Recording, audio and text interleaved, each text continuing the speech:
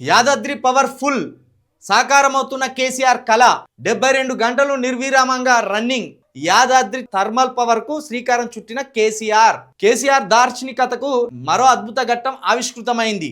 తెలంగాణ విద్యుత్ రంగంలో కేసీఆర్ స్వప్నం సాకారమైంది. కంగ్రాచులేషన్స్.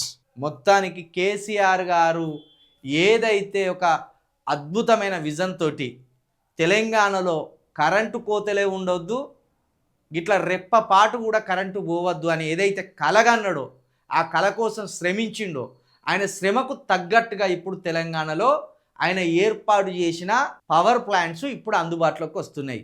ఇప్పుడు బంగారు తెలంగాణ అనే ఆలోచనకు శ్రీకారం చుట్టిన కేసీఆర్ గారి కళలు ఒక్కొక్కటి ఇప్పుడు నెరవేరుతున్నాయి.